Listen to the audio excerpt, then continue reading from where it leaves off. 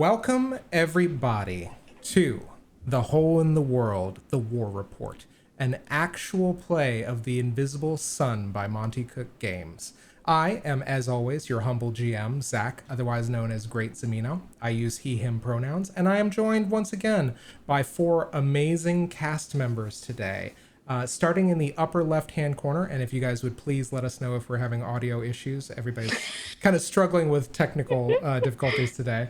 But starting in the upper left-hand corner, Marcy, if you'd like to introduce yourself and your character. Hey everyone, it's me, Marcy, like usual, aka Experimental Madness, and that's the name you can find me most places around the internet, except for Twitter, where I shall remain the resident cryptid under the username Marciful. And I'm back playing the irreverent Mott, the connected empathic apostate who fuses nightmares to fists. Awesome. Below her on the overlay, Bill, if you go ahead and give yourself your introduction and your character's introduction. Hey everyone, I'm Bill. You can find me on Discord. I am at Ghostbike, and I'm playing Kieran von Melis, the Tailor, an aromatic stoic of the Order of Makers who warps time and space. Awesome. Moving over to the other side of the overlay, Hopper, if you would give your introduction, please. Hey, what's up, everybody? I'm Hopper. I use they, them pronouns, as do my characters. And I can be found in, on, and around the interwebs at Fail Deadly. That is with a 3 instead of an E, because I am that person. And tonight I will be playing Okris, the Hammer, who is an iconoclastic, ardent apostate who heralds endings. Excellent. And finally, rounding out our motley crew here, Marissa, if you'd go ahead and give us your introduction. Hi, everyone. My name is Marissa, and I use she, her pronouns, as does my character. And I am also known as Critical Kitten, with a variety of punctuation here and there in various corners of the internet. And I am playing the Vancian battle strategist, Allegra von Hollingsworth, the Rook, who is an aromatic stoic of the Order of the Vance who claims dominion over ideas. She also has a raven named Sophinox, who roosts in her intricate hairdo, who have just recently learned is not actually alive, at least not in the proper sense of the word. Excellent. And so, guys, without further ado, we are going to get into some real heavy stuff today. So let me set the mood by perhaps changing my lighting setup. You're just gonna be speaking from the darkness. Yeah, from the darkness. There we go. So, guys, a lot has transpired over the course of the war report. And to hammer that point home, let me put on some music. You have found yourselves at the precipice of quite a difficult time. You guys managed to complete your previous operation, Operation Lowl, securing the destruction of the specimen of the hate cyst that you were sent out to find originally, and thus preventing the creation of a weapon that could rend holes in the actuality. You managed to take several prisoners, one of whom was a mole on the inside of your organization, a Corporal Jaren. So after his execution, you guys have found yourselves somewhat privy to the plans of the opposing army. You realize that they are seeking out people who are able to traverse the actuality with some ease, namely pathwalkers, who is part of their culture, are able to basically walk between the suns with little to no issue. In a bid to safeguard these people from exploitation or corruption by the enemy, by the Vespertine, you and the generals of the Knights of the Name have taken it upon yourselves to put forward a desperate gambit. You will essentially try to teleport all of the remaining refugees of Upper Taverswood and all of the remaining pathwalkers at once, with the aid of an angel that the Goetic General Shaya Kazan has summoned, or intends to summon, the unknowable angel. However, in order to appease this angel over the course of colloquy, you needed to basically make sure it has access to a powerful artifact of creation that can only be found inside of the black cube. And the only people who are able to summon this black cube together are your generals.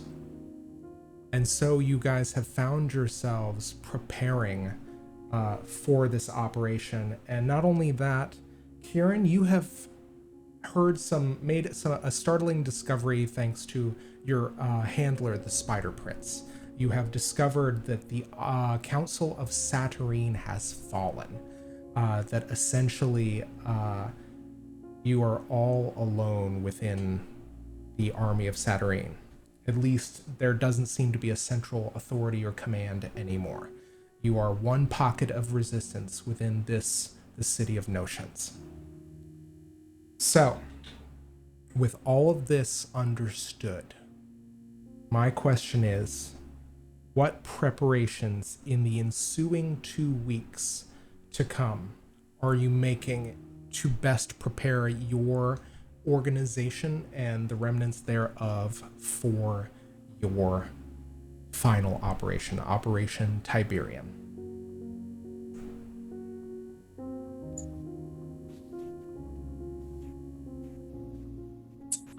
We all stared silently at a wall for 2 whole weeks, and we're just like, We're all freaking out.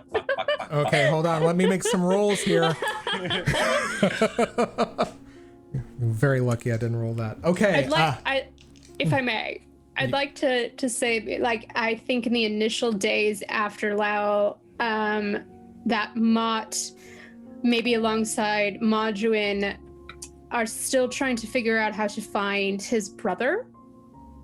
And perhaps Mott encourages Majuin, is there any way that they could break some of the Vespertine's hold on some of the Erebus, that we could maybe turn them either, we can find a contingent of them and bring them back, or we could have build something, make something that in the middle of the fight we could unleash that could either temporarily disrupt the corruption on them or fully return them to themselves.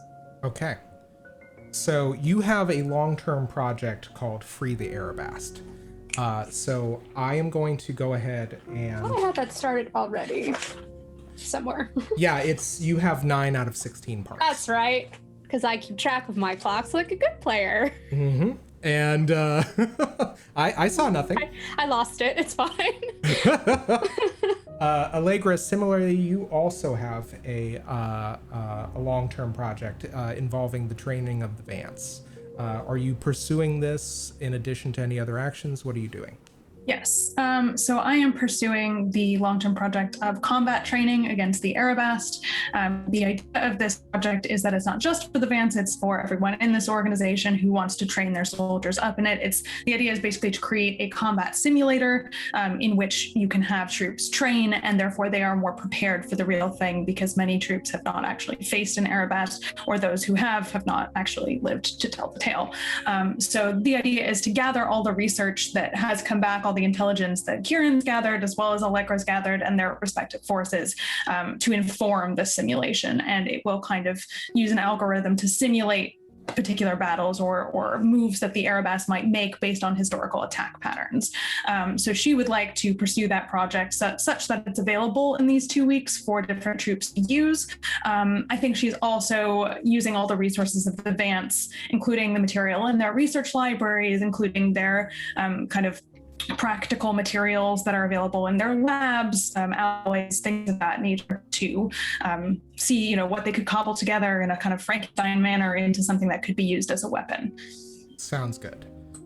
So what I would like, okay, so that's 2 sets of preparations. Okris, do you make any additional preparations? I think that Okris is actually what they and the Last Gasp are doing isn't so much preparations, but distracting while all this is going on, and there is it's not about like really undertaking major operations. It's about keeping everything distracted. Okay. All of the enemy. Excellent. Finally, Kieran, what do you undertake? Kieran is talking with Allegra when she's not working with the Vance, and he is talking about this final stand that they're going to make and the limitations and risks that we have. And one of the risks, as I understand them, is that while the area that we will be where the ritual will be performed is somewhat secure, it's vulnerable to psychic interference. And so Kieran is quite literally a tailor by trade, and with Ordo Rem is kind of holed up in a kind of shop and is doing two things. One, he has a modified, let me look up what it's actually called because I skinned it something completely different. A Maker's Conjury, where I can destroy ephemera objects and get power sources from them. And he keeps this normally in his no space, which is inside a doctor's bag. So this has come out, and I imagine Abron and the other makers are just busy just destroying ephemera objects, feeding them into this sausage grinder, and Kieran is just slowly sewing these giant pieces of cloth that will prevent mental intrusion and mind control. Excellent. So, guys, what we're going to do is we are, for the audience, just so you know, we do not have organization or faction rules within the Invisible Sun. We also do not have mass battle rules. So instead, what we're going to be doing is using some of the rules that are available to the game, the Green, put out by Green Ronin Publishing, the Dragon Age RPG. So guys, you are basically, in order to conduct these different operations and to see how successful you are, we are going to basically be doing a number of organization roles. In order to do these, guys, just go ahead and grab your 3 dice here. For anything that involves magic, you're going to roll with your magic stat, which is going to be magic is 4 for you guys. So for everybody that is making a magic roll, take your 2 dice of one color and your 3rd dice, roll them. If you get any doubles on any of the dice, the off-colored die is the number of stunt points you get. And if you get a certain number of stunt points, you can do some really cool things. We are, for the purposes of this stream, you guys are going to total them up. So going in the order in which we proceeded, let's start with everybody's organization roles. I believe, Everett, you're up first. Is this magic oriented? Yes, because Okay. I believe that definitely counts. Freely your call on that one. No stunts. So do I just add it all together for you, or? Yeah, you are trying to beat a 10. Oh, yes. Okay. 3, 6. No, 9. You get 9? Okay. That is what I am going to note. I will say this. You do not get a chance to finish your full research of how to free the Erebast. You, however, because you were more than halfway, you do think that there is a way to temporarily disrupt them. I'll take it. I'll take it. Okay. Oh, so wait, you got a total of 5 on all 3 dice? No. What'd you get total? What do you mean? I just totaled them all together. Total all 3 dice and then add 4. Oh. I'm an idiot. I'm sorry. Math is not my strongest suit, y'all. It's 13. I got a 13. Okay, so you still don't necessarily beat the total number to get all of the research. You do not get a misfortune, though, which is the most important thing. So you are 3/4 of the way through. So not only will this is going to originally it was going to disrupt them for a round, it will disrupt them for 2. Yes. Okay, so make that a note of that. You have I'm writing it down now. Excellent. Next one, Allegra, you're up. Cool. All right. Okay, cool. Did not fall off the table. That is 7, 8, 12. Okay, any doubles? No doubles. Okay.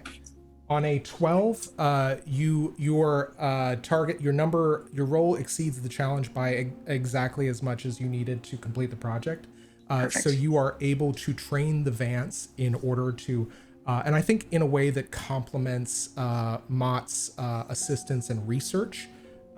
You find a way, I think, with Maduin's help, with the aid of this kind of allied Arabast, you are able to find a way to disrupt their training, and you also see the weak points in their ability to teleport, such that you will have an advantage on figuring out where they can possibly come from. Perfect. Okay. Next thing, Okris, go ahead and make your roll. All right. Am I rolling with magic or am I rolling with something else? You are rolling with might, which is 2, because you are acting as shock troops. That is hot garbage. I did get doubles, but that is a total of 5 plus 2 for 7. And one of the doubles is on the stun dice. Oh, I got man. a 2, and a 1. Or technically, it's actually a fuck. But Okay. So I need to, unfortunately, to roll a. I believe I need to roll a misfortune. that's fine. You do what you need to do. Okay, I've got it. Finally, Kieran, you're up. So this would be adding 4 Yeah. with magic. Add 4 to magic. Okay, this is an 11. Excellent. You got an 11. Any doubles? No. Okay. Cool. Just making sure. That said, I will say that because you guys reduced the cost of a stunt from last time, you do get to spend 1 stunt point. So you can either equip a lesser ephemera, or you can rebuild or expand, which will add stability to your organization. I would recommend an ephemera because this is like the big enchilada. Is that the technical term, Zach? It's the technical term. Why are you looking at me like that? Nothing. So And the Invisible Sun, the big enchilada is a literal thing. it is a location. It's actually a water park. Anyhow, I am going to find a ephemera. Ooh, this one's good. For your ephemera item, you get a dragon soul. It is level 5 plus 1 die. You roar monstrously and gain +2 armor against any mental damage until the sun next sets. Further, if anyone attacks you with mentally damaging effect, they suffer 1 point of mental damage in retaliation and see a vision of a monstrous reptilian head attacking them. Its color is gold. I'm going to put it into our Zoom chat. Who gets this? You do. Okay. I will say this. Anybody who spends... actually, technically, I believe it's Okris because you're the one who ended up recruiting Ethereal Bob last time. Huh? That's how you got the stunt. Stunts. Okay. All right. So that is everybody. What I am going to now say is we've made our organization roles. You guys have best prepared yourselves. And this is the point where I think that this is the run up to the organization's kind of final confrontation. So this is a very tumultuous time in the camp. There's a great deal of commotion, a lot of people running from place to place, a lot of people basically trying their best. A lot of people that are in power that are trying their best to kind of look nonchalant or kind of like look at ease and calm and in control of everything, while kind of the subordinates and the enlisted do not know. So you guys are kind of like in this environment. Who has somebody they want to talk to? I'd like to talk to Kieran. Okay. I think go ahead. In one of the days, like leading up, maybe there's sort of like a quieter period in the evening. There's not much left that's to be done. You see a sort of like, well, as haggard as Mott is capable of looking, because their face never looks as how they feel. Mott appears, I'd like to think, like in your workshop, or your tent, subbing in as your workshop. Yeah, I think Mott comes into wherever this place is and expects to see like all the lights off, and instead in like a back corner with like illuminated by the equivalent of a desk lamp, it's just Kieran, head down, working on a etheric sewing machine. Kieran? What? Look, I see you're busy. I'll come back another time. It's fine. Thank you. No. You son of a bitch.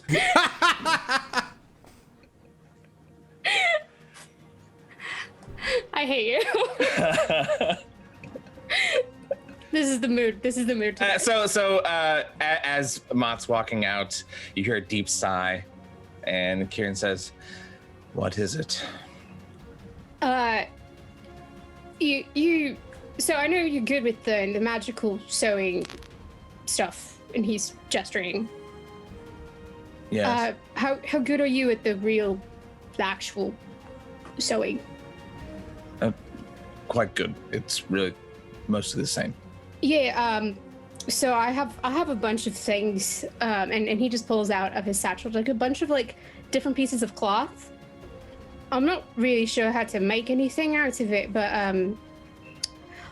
so I was just trying to make something that could fit maybe a baby. And Kieran takes these pieces of cloth from you and looks at them. What are they like? There's like a piece of black wool. There's like some linen, like in greens and reds. Like it's just a bunch of whatever. It's clear that he just found either scrap that he could find. Some of it might even be from like some of his old clothes. And he just ripped them apart, and he just bought a bunch of it to you. So, and Kieran's not looking up, but he's kind of holding these different pieces of cloth under the light and inspecting them and says, "Whose baby?" It's not a child. Just one, any. And these, like, the black wraps and the goggles are not there, and you see his old kind of wispy hair, like, kind of trailing off, looking up, and he says, "Is it yours?" No, it's not. Wartime's hardly a time for a child. Well, that's not really my decision, is it? It just is. And you care a great deal.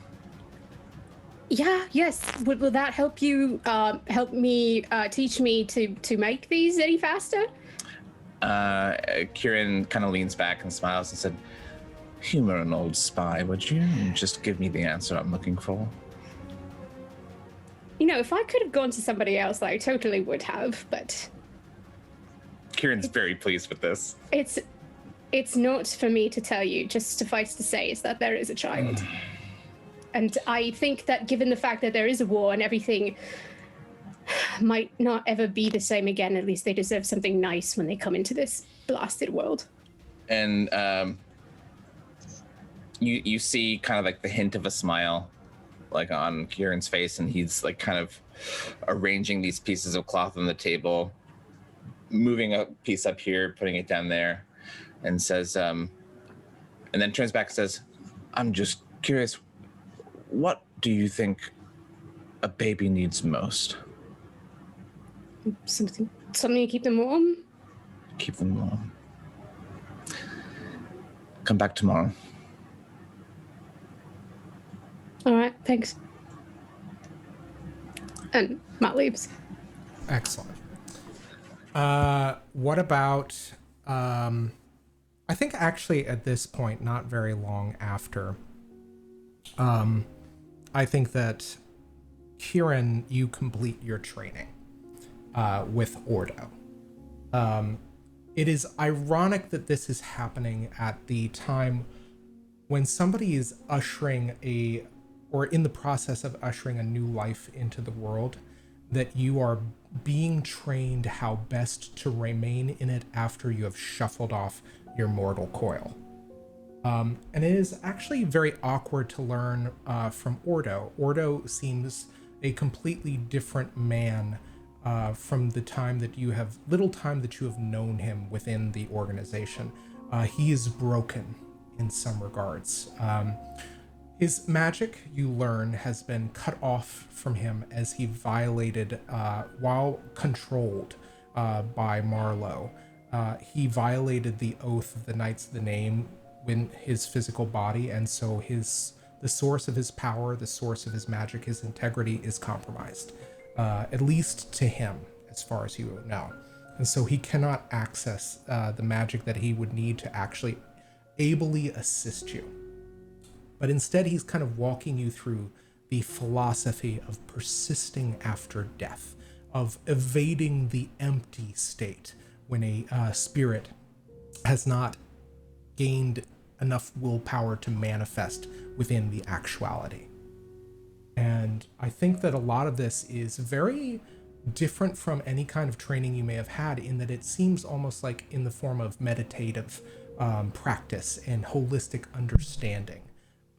It is actually not too dissimilar if you were to gather information or have a longer conversation with Everett. It is not dissimilar from the way a pathwalker might look at the holistic beginning and end of the Path of Suns. And there's just this look of resignation on his face as he says, I think, unfortunately, this is the time that I have to teach you these lessons. Anything else will take more time than we have.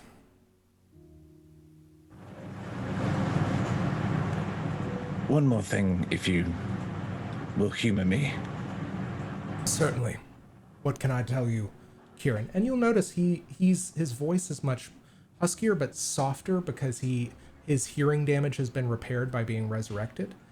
So he no longer shouts, as he hasn't incurred that hearing damage from crafting ephemera. Before I asked you if you ever didn't want to come back, I guess what I wanted to really ask you is, how did you resist going to the Pale? Well, I believe my obligation to the Knights of the Name served no small part. I was able to resist the call, as there is that much iniquity and tyranny left in the world. I felt obligated to stay behind to try and assist its end. But was it not overwhelming? The inviting light. The urge to pass. What?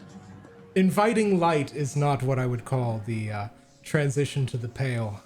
Empress Shalad rules with an iron fist. It's a rather grim place for those who don't appreciate all of the structure of the Pale bureaucracy. So it was a fairly easy temptation to pass over. It's more accurate to say that you escaped rather than resisted. Well, escaped, negotiated. I think you'd have to talk to General Neheran for more information on that. He's a large part of why I was able to come back so many times. Thank you. My pleasure. I am afraid I know that there's not much left for me to teach you, but I think that keep your eye on the Spider Prince. I thought that was your job. My means are now limited.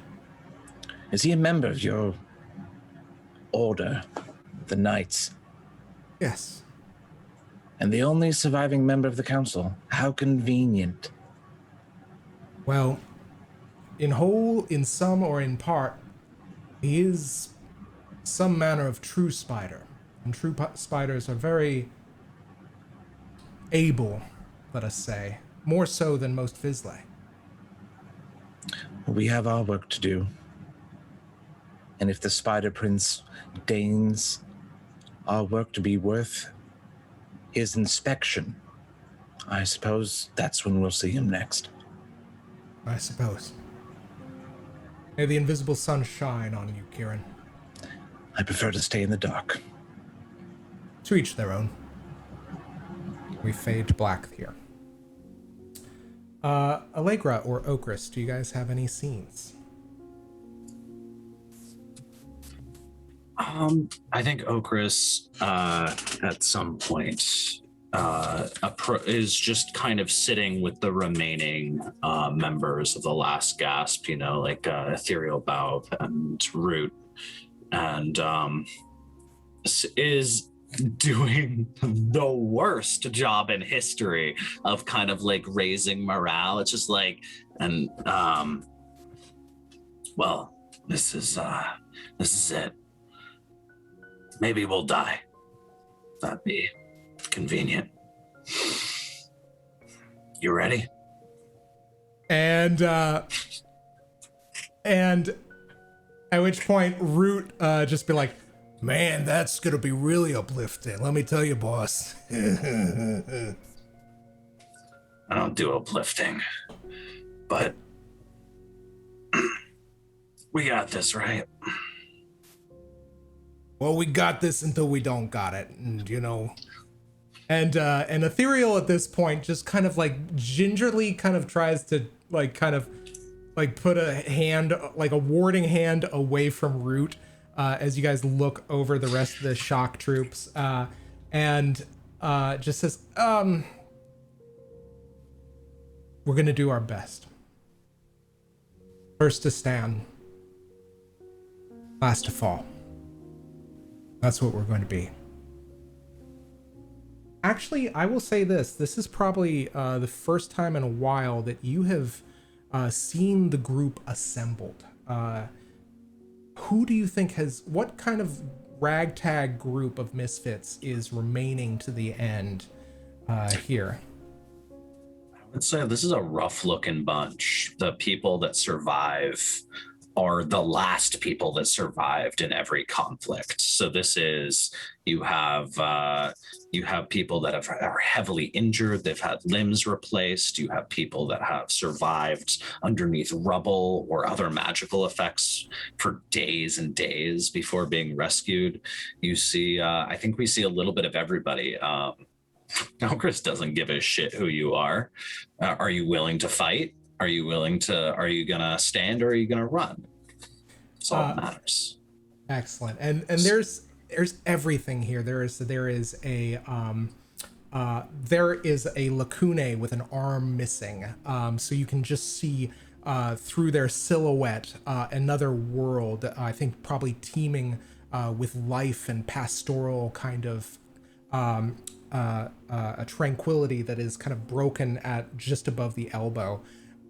You see Eldebrin that are kind of cloistered together, this family of shape-shifting creatures that I think in turn they kind of make fun of Root, transforming their head into kind of like babbling bits of garbage, and another person will like form a head with a banana peel, and they'll just like, oh yeah, this is a real tough time. Yeah, it's a real tough time, but you're the boss. You're the boss. And apropos of nothing, there's like a Sweetums style gigantic Muppet with fluff and felt ripped up and like some of the stuffing coming out, and just kind of looking on just like I'm with them, and Just Stop the stream. This is now about this character. I'm not moving an inch forward until I know everything about this person. Well, knowing what I know about the Invisible Sun system, we can actually roll this character in just under 3 hours. Oh yeah, absolutely. Yeah. So you just are sharing kind of like these last bits of time, and I think that, you know, unless you have anything additional to kind of say to them to try to buoy them or to prepare them, all of them are going to kind of file away to their tents. I think Okris is going to do something a little bit atypical and actually, like, they're not good with words. They don't do people. They don't do the noises. And I think at a certain point, you just see kind of Okris is just leaning on clarity, their sledgehammer, and just begins to just kind of tap it on the ground and just like rhythmically and methodically, and kind of wait until somebody else picks up what's going on. And then just I feel like that kind of nonverbal doom, doom, doom, doom, doom, doom, doom, doom, and just this kind of accelerating wave of energy, like, yeah, we're gonna die, and that's okay.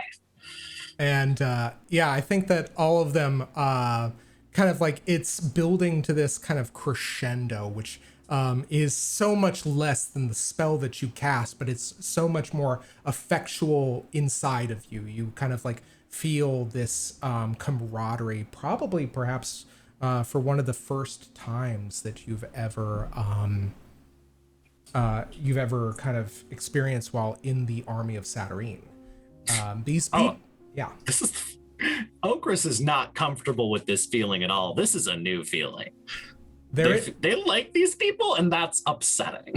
There's another feeling, however, which almost as you begin having to, you feel that same twinge that you felt that was at its apex when that device was fully messing with your physique and your constitution. The pain engine, that same feeling that it kind of opened the way for the other entity to kind of come more to the fore. And you can kind of almost feel it beginning to emerge again as you feel this kind of camaraderie. Yeah, I think kind of shoving all that down, Okris just kind of digs their nails into their hand until blood and lightning is trickling down. And just kind of using that as a focusing thing and ignoring this and just trying to hold it together for just a little bit longer. And I think at some point, everybody's kind of filing off. It's probably the middle of the day, and as you are walking past the general's kind of passage further into this large transdimensional tent, you hear the sound of two voices. One you recognize as Naharin's, and one is that of an imperious feminine voice. What do you do?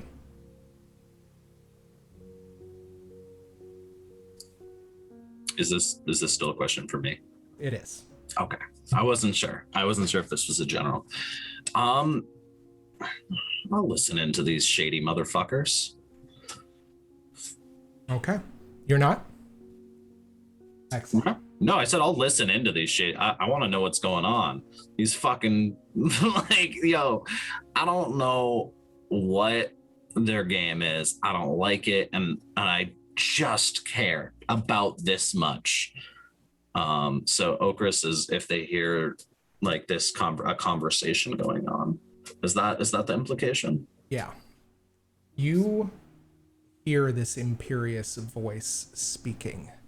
And as you kind of poke your head into the flap of the general's tent, you see a veiled face, almost like hovering in the air, kind of like Emperor in the middle of Empire Strikes Back. Floating in the air, there is a veiled face under which you can make out these skeletal features. And imperiously, she is speaking to Neharan, who is looking up into this face, arms crossed. You would have additional reinforcements? What do you offer? And Neharan is looking up at this figure without blanching.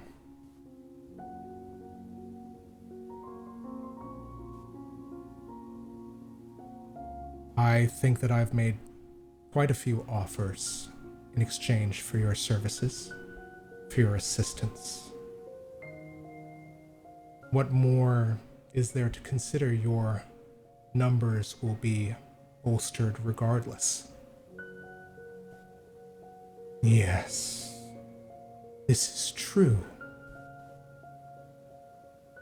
But what do you offer that I cannot already snatch from death? Your Imperial Majesty, I merely believe that this is a momentous battle, one beset by despair, and as you and I know, despair is the domain of your sister, with whom you are in battle.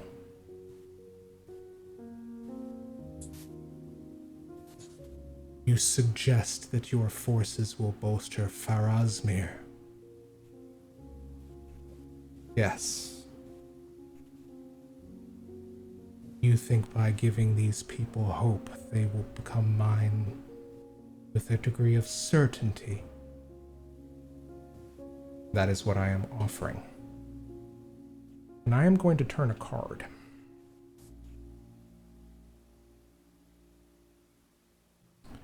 And the card I turned is the Compelling Voice. Its color is invisible. Its meanings are control, domination, and persuasion. The right voice can command an army. In word or song, the compelling voice bids us to do something we might not do otherwise. It moves us, frightens us, appeals to our sense of reason.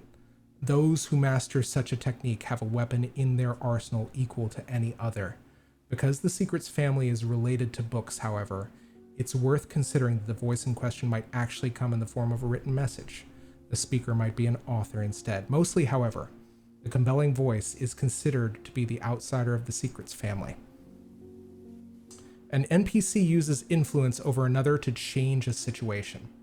We follow the voice, we are compelled by the words. Okay.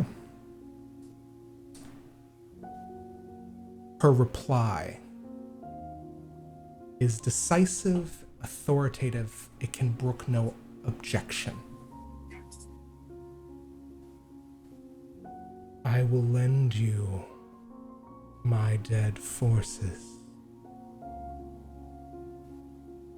but only when you, Visley, agree to command my forces in the Pale, regardless of whether you live or you die. And without hesitation, he says, then the deal is struck. I look forward to seeing the outcome of this battle as your fallen make their way to the Pale bureaucracy. And the image shifts and disappears. What do you do?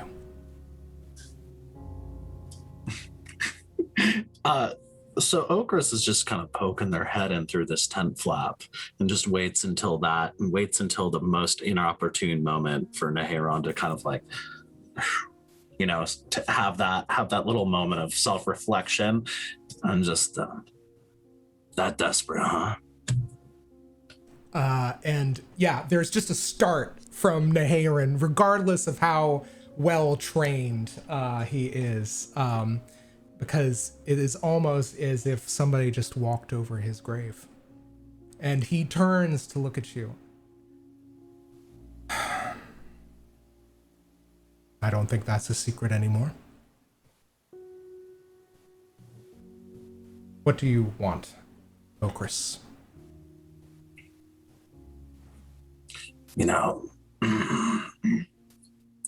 Everything ends, but not everything dies. And he considers this. I'm afraid that I have cheated the Empress too many times. I think death for me is certain. What about one more time? What are you proposing? I don't guarantee anything, but you've done right by me and mine.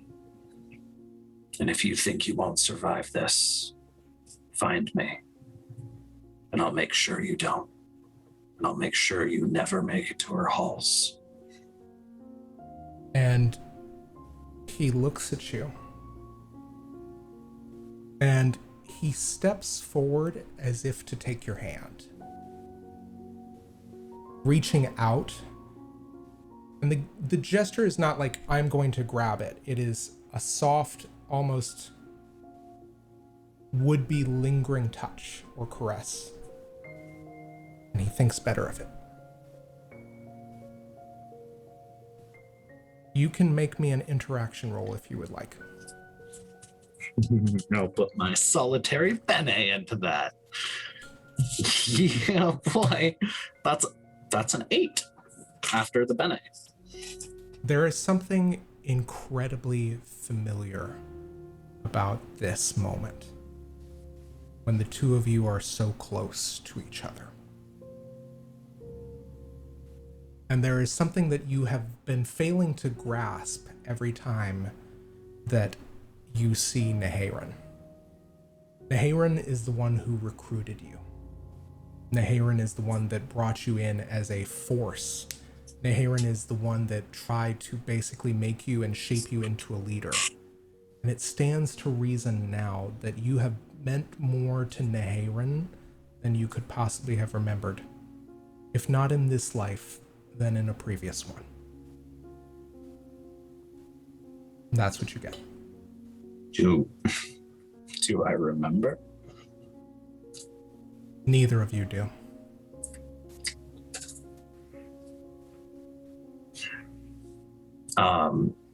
Yeah, Okris doesn't reach out. Offer stance. And he nods. Yeah. Okris turns and leaves. Excellent. Allegra, do you have any scenes that you would like to act out? Yes. So I think Allegra will summon Arwen to her. This is probably a week before, as the preparations are ongoing, a week before the big event. I think Allegra is in the equivalent of the map room, lit with soft light, poring over notes and papers, and probably doesn't even look up when Arwen announces herself. You wish to see me? Yes, come in. And she, just without even looking up from her papers, makes a gesture, summons her over. And she dutifully arrives, kind of standing over you, but like back, kind of like expectantly. Could you just, for our audience, describe what Arwen looks like? Yes. So Arwen is fairly tall for her age. She has very long, straight brown hair, eyes which are a very pale shade of blue, the kind that are just like almost you want to look into them for a very long time because they just capture your interest. They're so engaging. She's a very cheerful sort of face, seems like someone who would be fun to get to know, but her posture suggests that she is very serious and dedicated, that she has a degree of, I would say, ability to focus on a task, ability to think through things logically. She stands up very straight. She has a lot of focus, but I think she seems tense. A lot of people who see her, they are not used to seeing her relaxed, because she's known for being quite studious, I think. And I think these pale blue eyes are kind of watching you expectantly, studiously, and waits expectantly. I think it takes a couple of minutes of Allegra just poring over papers before she realizes that Arwen is just standing there, at which point she looks up at her. Lieutenant, you can relax, and gestures to a chair at the war table upon which there are rolls of parchment, books, maps. And she sits and she's looking at what you are seeing, and she kind of points out and says, is that our embattlement, our placement? Yes, that is the current plan for it. This is probably revision 3.5. I'm sure there will be more, but this is the latest based on the intelligence that's come in. I've had to make a few adjustments from the earlier forms that you may have seen. What do you think over here? And she points to a corner of the map. I was thinking if we had forces flank us from that direction, that might be unexpected, but at the same time, it could put those forces in danger. It's a strategic risk, but one that could pay dividends. Thoughts? And she looks and she says, so for whatever reason, General Naharan is having us take shelter in the Church of the Unknowable Angel, which is available, it represents a junction of 4 paths, 4 major avenues surrounding district. That place that you're looking is the Eastern Path, which has narrower streets. We could probably funnel any resistance into a line, and perhaps just kind of treat it like a single choke point if we were to have any kind of obstacles or traps or emplacements there, or perhaps even several sharpshooters. My thinking exactly. Good work, Lieutenant. Your logic is sound. I think she kind of smiles at her, and then she pours 2 glasses of a golden-like liquid, and pushes one across the table to Arwen. And she looks at it, and saving the best for last, I take it? The quality won't disappoint, I promise you. I've been saving this bottle for a special occasion, but the more that I've been preparing for what's to come, the more that I've started to think that we should just enjoy the finer things while we can. The small details, moments, a laugh, a beautiful detail, a texture, the flicker of a candle flame. She gestures to a candle on the table. Normalcy is the first thing that the Vespertine and the Arabast will destroy, and so that's all the more reason we must protect it. Absolutely. And she looks at you and says, here. And she moves to clink glasses with you. Let me ask you, do you have any windows in your tent, magical or otherwise? Or would you consider everything just completely blocked out? I think there's probably some window panes, just kind of like a frosted glass, maybe. Frosted is an interesting choice. As she toasts you, she looks up above and over your shoulder, and she says, oh, it's snowing. I don't think I've ever seen it snow before.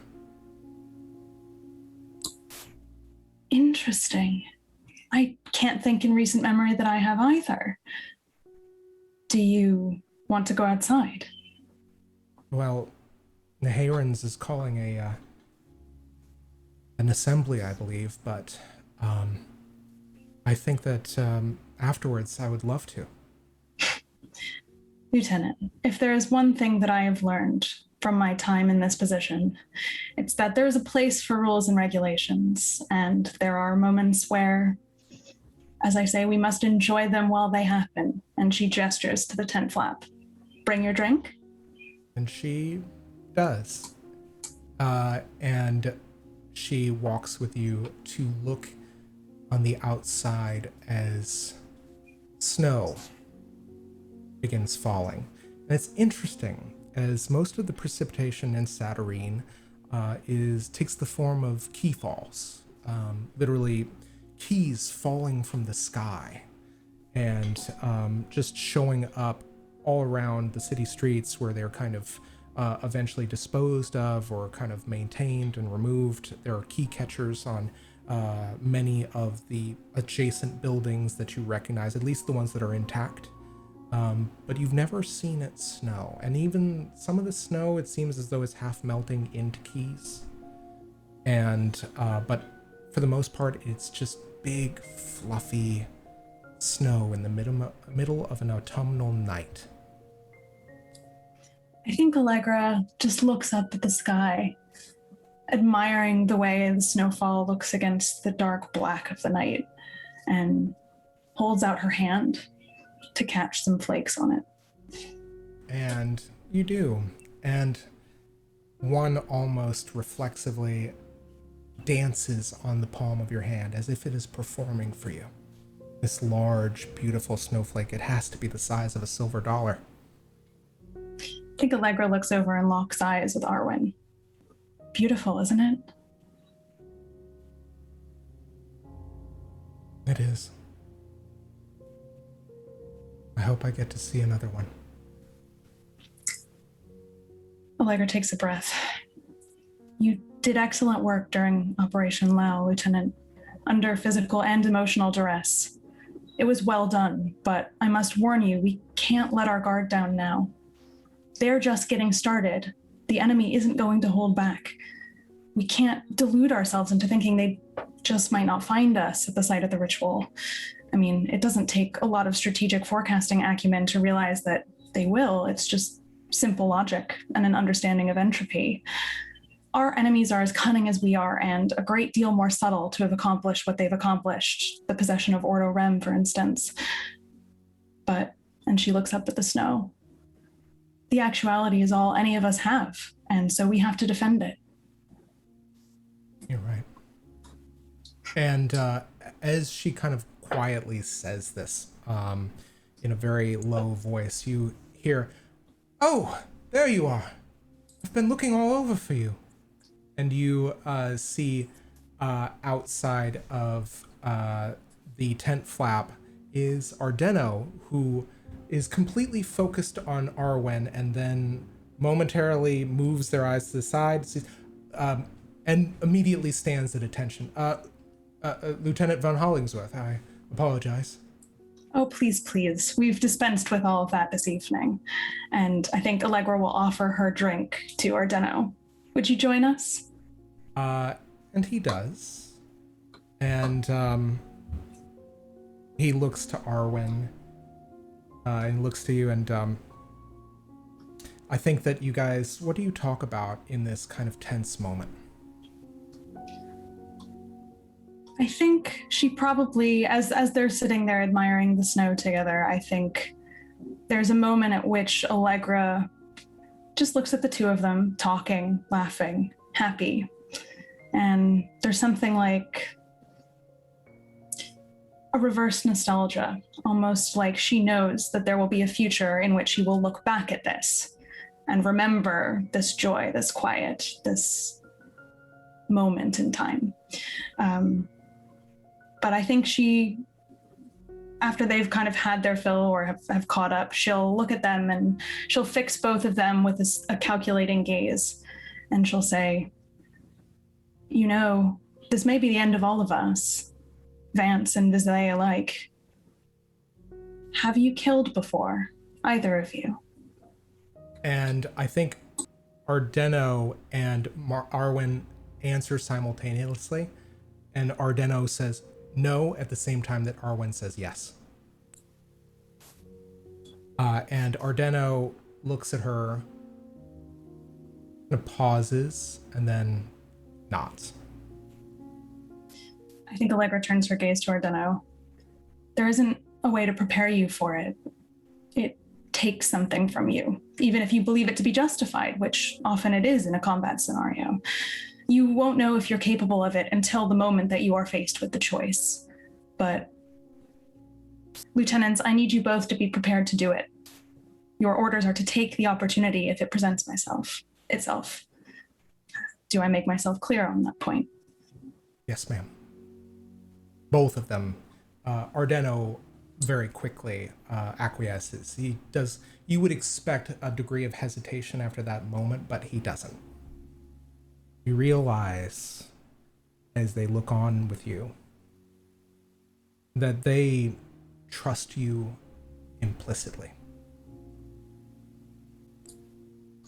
That's a very new feeling for Allegra. She's not used to that. But she tries not to let it rattle her. You both have so much to give. And my hope is that someday you'll both believe that, and that you'll have long futures with which to explore it. But as we don't know what is to come, we must do what we can. We will fortify the church while the generals cast the ritual. That is our strategy. It's a military strategy, yes, but we are Vizsla, extremely powerful ones at that, and we are equal to it. Our task is clear. Hold the church, save the Vizsla, and the actuality. And we will do this to the best of our abilities. But she looks between the two of them and says, but tonight, well, that's all the more reason for us to live tonight. And she holds up her now imaginary glass in a toast. And they, each of you, nod in turn. And I think that Ardeno looks at you respectfully, and then suddenly his eyes gaze up to the snow, and he reaches out and he pulls something down, which is a seemingly impossibly large snowflake that you realize has some inherent magical quality to it. And you realize, in short order, it is a wicked key. And he looks at you, and looking at this amazing gem-like faceted snowflake, he says, without looking at you, Lieutenant, I have something to ask. My colleague, my fellow recruit, if you wouldn't mind giving us a little privacy. She looks between them, at first a little confused, but I think then something clicks and she bows her head respectfully. Of course, please proceed. And as she turns from them, she smiles uncharacteristically brightly. You hear what is unmistakably the sound of someone taking a knee in the snow as the tent flap closes behind you. Several minutes pass, I'd say probably 20, 30, about a half an hour passes before a brief kind of announcing klaxon sounds within the tent. At which point, all of you here, by order of General Neheran, I ask that you all meet in the central assembly center of the tent. We have a number of strategic battle plans on which to brief all of you, as well as several new developments. And all of you are called into the tent, where all four generals are looking on at all of these recruits. And it's almost like Patton style, where on these chairs, on this kind of raised dais or kind of stage, are the three additional generals with Neheran standing over all of them, looking at each of them. And you notice that there are flaps that are open on either side as if to act as side entrances. It is standing room. There are no seats to be had outside of the stage. And I'm going to change the music a little bit. As Neheran looks to all of you and says, I have gathered all of you here, the finest recruits, soldiers, and companions one can ask for in all of the actuality, in all of the city of notions, to tell you how we are going to save our compatriots, our fellow citizens of Satyrine, and we are going to beat back the tides of the enemy. On my name, I swear to you this: we will not falter. We will not slow. We will not hesitate to strike back at our enemies who would dare to fell those innocents who make their way from this city to return and to revitalize it. No, we will stand to every last man and woman, living or dead.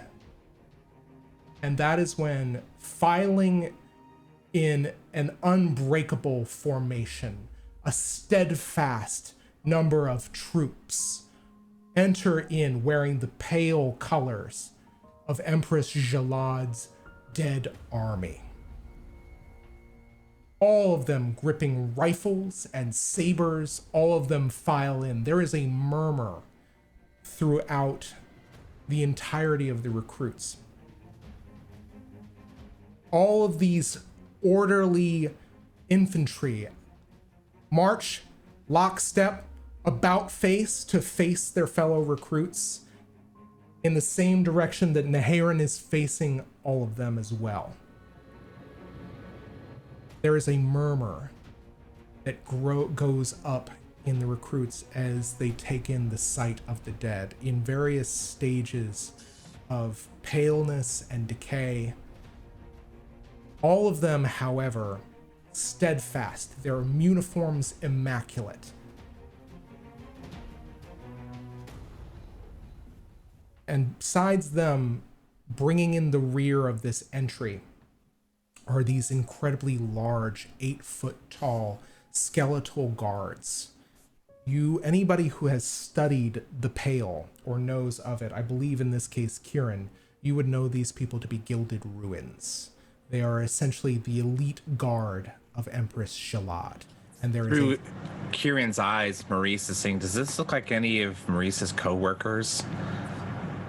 One of them does indeed look like Thomas Kildred. Like all of the ones that are skeletal, these are like several of them. They all match the kind of like the typical appearance of a dead representative. Just checking. Thanks. Yeah, absolutely. And at which point, all of these troops assembled about facing the recruits. There is a quiet silence. And then you hear one of the recruits, who seems to be scanning and then eyes locked on one member of the dead. Grandfather? And slowly but surely, everybody, I think that murmur dies down, and one of them steps forward to break formation and to see somebody who, even in the immaculate uniform, compared to that of the Army of Satyrine, they match the identical nameplate of the troop. And at which point, Naharin, seeing this, says, "Yes, that is right. I have made a request of Empress Shalad, Warden of the Pale Sun, and she has acquiesced. With some of the finest troops the Army of Satyrine ever saw. Veterans all, devoted to their cause, devoted to our cause, to the cause of truth. They will stand with us, they will not falter, and we will triumph, or we will die, but we will die knowing that we did so in service of this, our home of Indigo. For truth!" And everybody echoes out, "For truth! For Satyrine! For Satyrine!" And the the night grows still as all of you take your rest and prepare for the challenge that lays before you. And that is where we're going to take our 10-minute break. So I'm going to turn on something a little bit less intense, and Kieran, if you would like to take it away. So the following morning, from where we saw Kieran working at Monster Quest, it's following morning, and Kieran is with now Abron and the other makers, and they are very, very carefully folding and getting ready all of these tapestries that Kieran has made over these past 2 weeks. And I think that's when Mott comes in and sees this.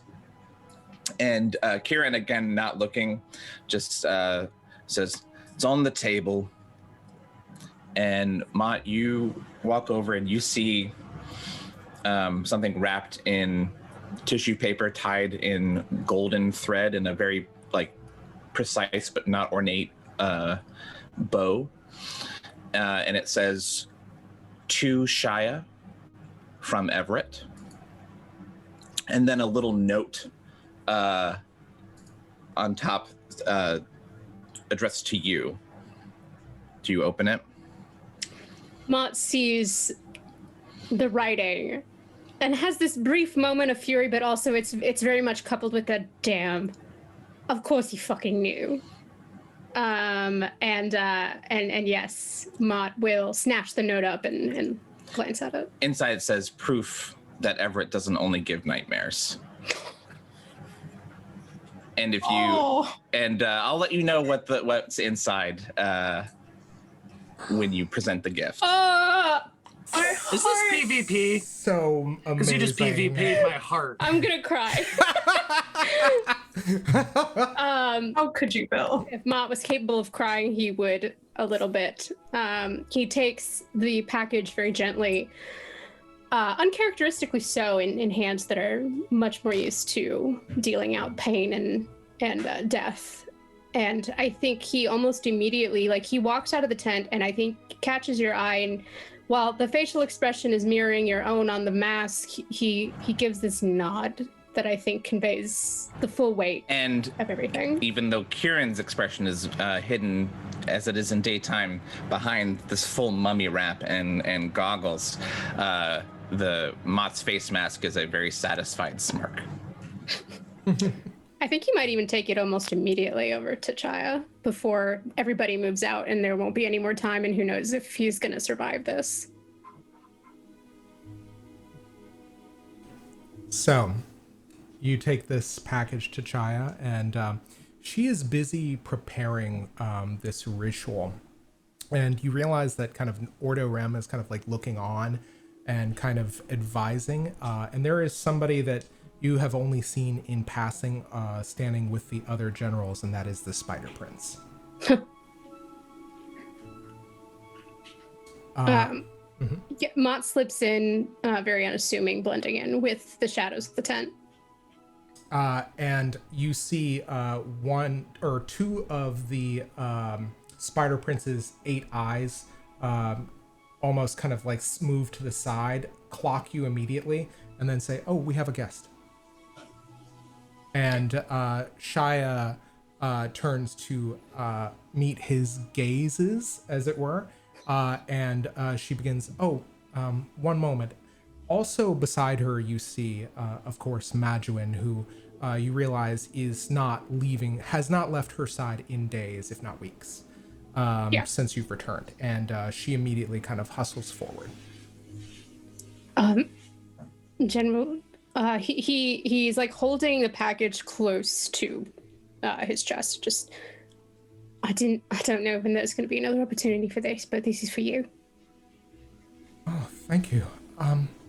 And she takes the package and she begins gingerly undoing the tissue paper. And Mott is just as excited to see what it looks like. Yeah, what is underneath it, Kieran? So it's just this kind of tissue paper, and as it unfolds, it's just a tiny blanket. There's a design on it, kind of mirrored in the way that like a bandana is mirrored across the diagonal.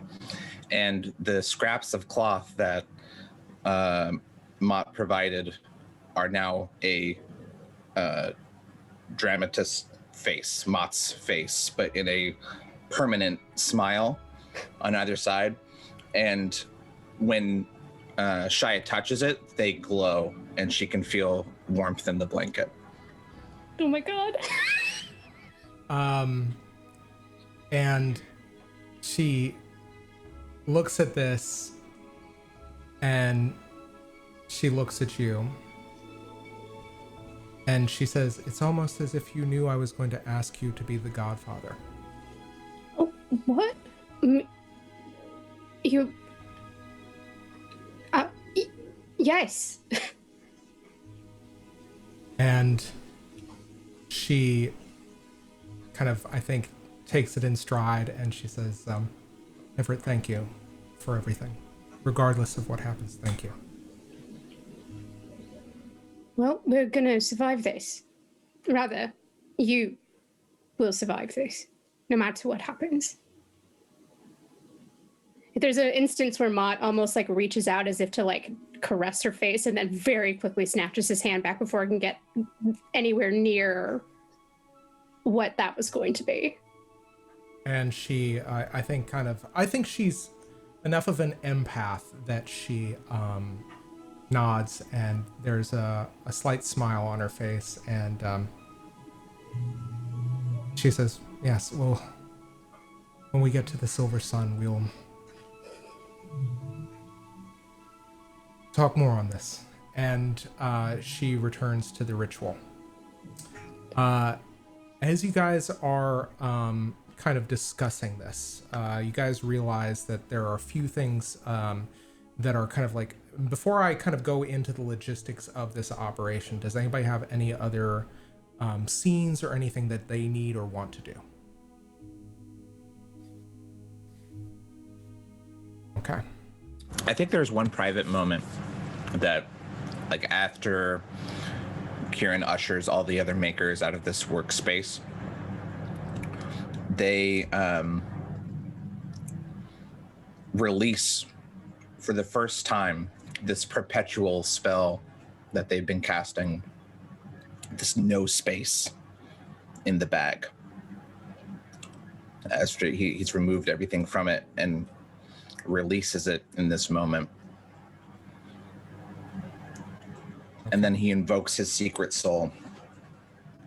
And the doctor looks very much like Kieran, just more so around himself. And he straightens up and has +2 to all actions until the next sunrise. Excellent. Excellent. Excellent. Okay. Oh, Chris. Oh, sorry. Yeah. No, go ahead. I thought that was Bill talking again. Oh. 'Tis I, Hopper, and also Chris. Thank you. Okris is going to go to Ethereal Baub. And kind of not beating around the bush, just finds her wherever she is. And yeah, I think Ethereal is getting ready with the rest of the shock troops to get into kind of the main battle staging area. And she looks at you and says, "Yeah, boss, what can I do for you?" I need you to hold on to something for me. What's that? And Okris pulls what appears to be a congealed ball of fire out of their jacket. Doesn't put off any heat, but it looks like if he were to, I don't know, eat it, it would burn real bad. What's this? Something important that I can't risk falling into the wrong hands. You gonna tell me what any of that means, or? Absolutely not. Fair enough. And yeah. If you survive, just make sure nobody else gets it except for me. All right then. And she will kind of swaddle it in that kind of the middle of this ethereal kind of like many folded kind of winged dress, many layered dress that she wears. Anybody have any last preparations before we get to mass battle? Okay. All right. So I'm going to change the music. But this is where we actually are going to discuss the logistics of this battle. We are using, once again, the Dragon Age rules for mass battle. There are 3 stages of this battle. The opening moves, the main engagement, and the finishing moves. Before the stream, you guys all named Allegra as your commanding officer. And Allegra's stats are going to be what she rolls with opposed to me. We are going to have what are called advanced tests until we each gather enough stunt points over the course of these tests to reach the next stage of battle. So we'll roll 3d6, 2 being a different color, 1 being the stunt color. And once we reach a threshold, there is a possibility that we will have what is called a crisis point, which is an encounter in which all of you are invited to partake if it makes sense, or if there's a not a reason that typically you should probably have a reason for being there, but basically what we're going to do is each role is going to represent a narration of the larger tide of battle. And so from there, we're going to kind of start with the opening moves, which is basically where our scouts and our skirmishers come into play. Kieran, you have already said that you are a skirmisher, or a scout rather, an advanced scout. So ostensibly you will be a part of this first stage. Your troops or yourself, along with any specialist. In this case, you will have a contingent of the dead working with you as scouts. Okay, sound good? Are they stealthy? They are quiet as the grave. All right. Sorry. No, that's Kieran reacting. Mm-hmm. Excellent. So yeah, these kind of quiet members of the dead, all of them kind of working with you. Most of them are skeletal. That way they don't really kind of have a great deal of mass, so their footfalls don't make a lot of noise. This is going to be your opportunity to gather intel about the enemy's places and start any skirmishes, or to try to basically corner any enemies before the main engagement starts. So I'm going to take these 3 dice, and I'm going to roll to hit your army's target level, which is 13. For this opening stage, the target number that you need to hit on each of these rolls is 13, or is 11, pardon me. You will be adding 1 to each roll for Allegra's battle communications. Okay? So how many dice am I rolling right now? 3d6. 3d6. 2 of them a different color. Okay. And tell me if you roll doubles. First roll. I did roll doubles. All right. How'd you do? I got a 17. I got a 14. So, this is the logistics of the operation, which is that all of the refugees and all of the generals and your kind of like immediate Caderak members are situated within what is called the Church of the Unknowable Angel, a massive cathedral that is at the center of 4 crossroads within the district of Upper Taverswood. Inside of the catacombs are all of the refugees, as well as the pathwalkers that you guys wish to safeguard if they are not assisting Everett. On either side of the cathedral are 2 massive spires, with each of them sprouting a number of wings, 6 on each spire. They seem to float and to fly.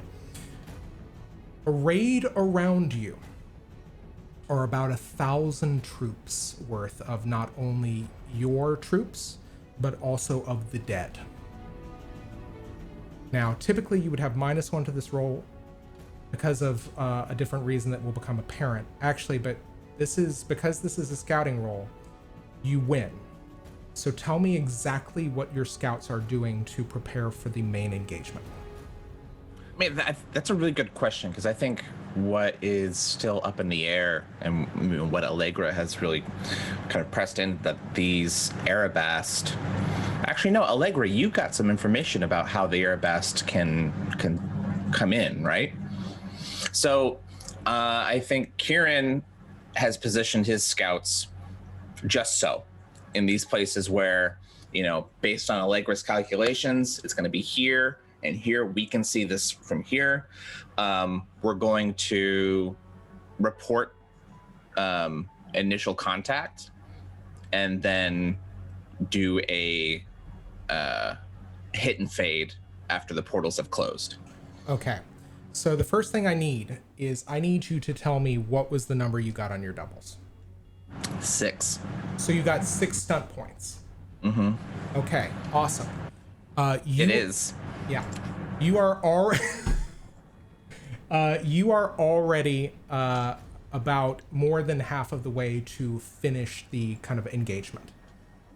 So I will tell you this, which is that as you are scouting, you realize that unfortunately, because of the power at work within this ritual, it immediately calls attention. It's basically a beacon for anything looking for any kind of magical expression. Not only that, you realize that there are Arabast that are trying to find purchase in the surrounding ruins around the church. They are trying to find kind of places in which to harden and kind of like embattle themselves, or kind of basically kind of bunker in is what I was looking for. I will say with your roll, you can catch 1 or 2 of these off guard. Like Absolutely. Yeah. So yeah, they're like they're starting to like dig trenches or whatever, and while they are otherwise occupied, just go in and slit throats. Okay, excellent.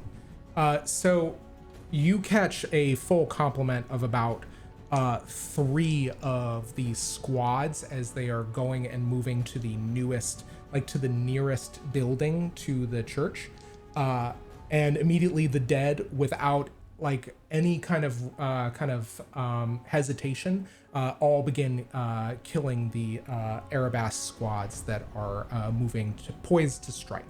You know that there are more around the area, but you've picked off like the first set. However, I will tell you this: as you are doing your surveillance and your reconnaissance, it is becoming very clear that you are soon going to be outnumbered as more and more portals begin opening up. However, with your 6 stunt points, I am also going to give 2 to Everett's long-term project, as you are basically able to get surveillance of these enemies. So we're going to roll again. You tell me if you get doubles again. The same thing. So, should I have added anything to that? Because that was just a straight 17 on the dice. You add 1. I add 1. So that was 18 all day. So I'm rolling again and I'm adding 1. Yeah, you are trying to beat an 11. Okay. 16 all day. Okay. 16 beats me again. Do you get doubles? No. Okay. So again, you're moving from location to location. You're basically finding these choke points and these kind of like small areas around the church where people can potentially like set up sniper nests and other kind of hardened embattlements, and you are picking them off one by one. This is perfect, because one of the only secrets that I knew from the beginning is silent streets. Yeah. I learned the way of places, give me an uncanny knowledge of the layout and location of streets and passageways in Satyrine. So I'm just ducking and weaving with all these dead dudes. Excellent. Yeah. All of them, like you, if these corpses could register surprise, they would. One thing that also becomes apparent to you which I will say gives you another additional 1 to your rolls, is all of these skeletal guards are what are called steadfast. They will not relent. They will fight to the last man. Okay. Next roll. Ooh. So I'm adding 1 all day. You're adding 1 all day. 11. Okay, this time I do beat you. Which is, I think that after a while, I've got 4 stunt points because I rolled 2 6s and a 4. So I rolled 17 total. You realize that they are beginning to cop to your strategy. And the way this happens is that one of your squads, I think, kind of forks off to try and move and kind of cover more ground. And you immediately see a barrage of projectile fire from what you presume are arabesque cannons. Okay. Are we able to regroup or? You are certainly able to regroup. You are going to lose 1 as you've lost a contingent of your unit. Got it. So I'm rolling straight now. Yeah, exactly. All right. Yeah, Kieran. So I'll say this from the outset. Kieran is going to, this was not his idea. These troops here. So he's just going to point and tell them to kill things, and then when it gets too rough, he's gonna vamp out of there. Excellent. Okay, we're gonna roll one more time. See how we do. One more time. That's a 7. Total. Total. Okay. We tied. Okay. So we're going to roll again. Okay. That's a 12, and I got doubles. Okay. 2 stunt points. 2 stunt points. That was an 11. Okay. So once again, these guys are moving to intercept any people they can find. Your total is 8 stunt points to their 4. So I am going to, we're going to have probably one more round. This is starting to get really hairy as everything surrounding is beginning to fill the buildings. You are still kind of picking off and leaving some of them empty as potential holding points for you to jump to or to use. But I will tell you this, as soon as we kind of get to the end, whoever wins is going to give a bonus to the next stage of combat. Okay. And not only that, we're going to turn a card to see if anything else happens. Sick. Let's roll again. Okay. It's a 14. Okay, let me double check. 13. All right. Okay. So, did you get doubles? Nope. Okay.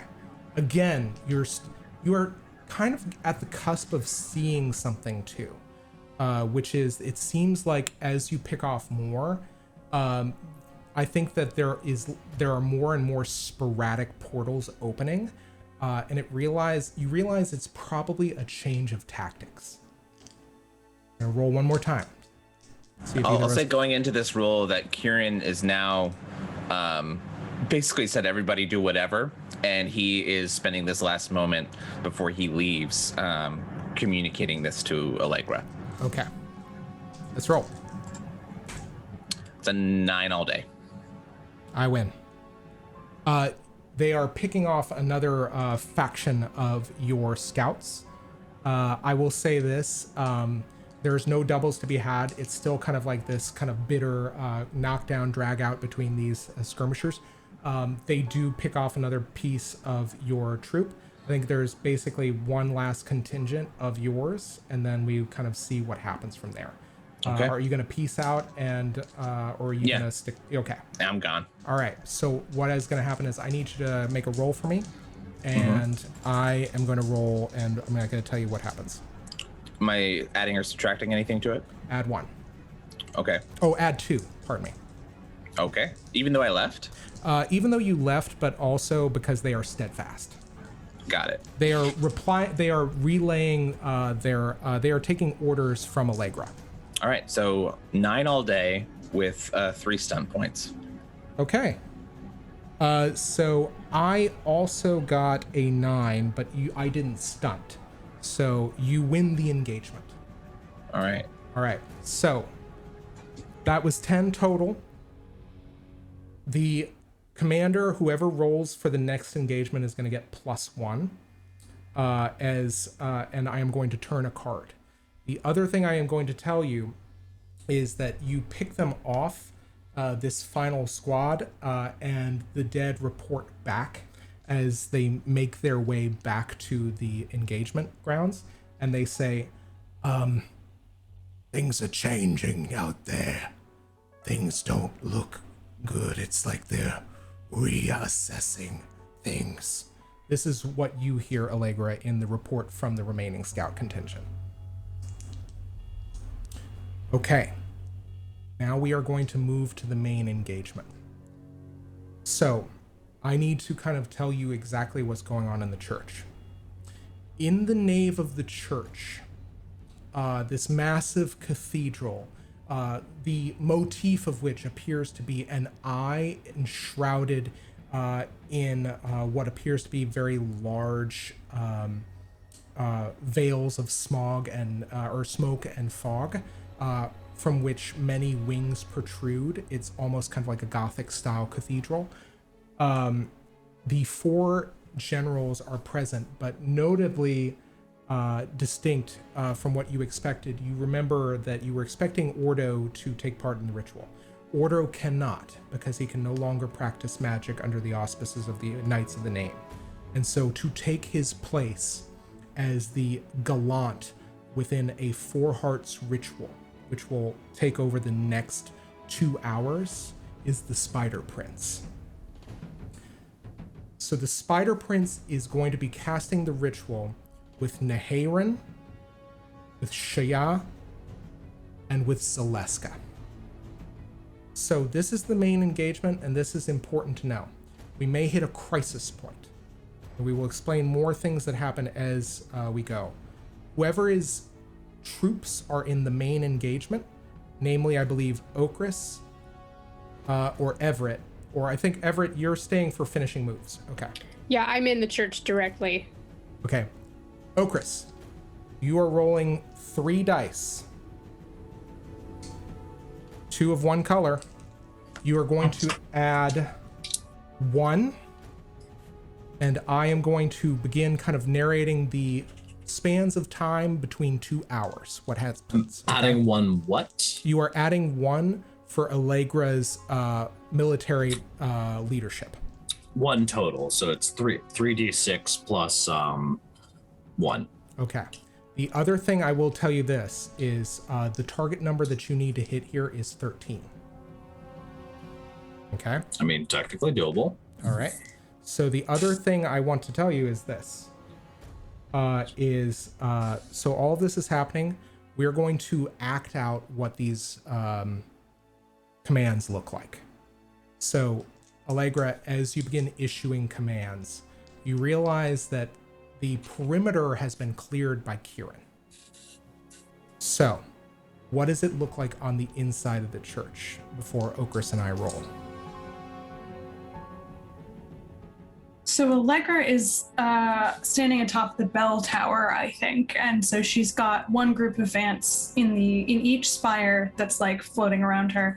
She's got herself in the bell tower, and then she's in the rafters inside the church. I think on like the mezzanine level where a pipe organ might be. There is a final group of Vants there for the potentiality of people breaching the defenses of the church. Where it's also where Mott's forces are.